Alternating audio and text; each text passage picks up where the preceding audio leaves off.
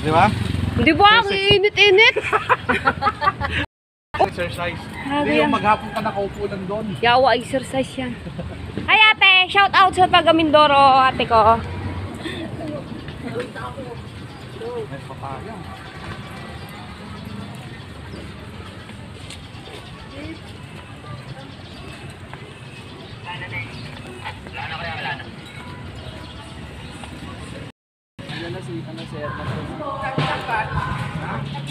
Naglakad? Pinaglakad ako?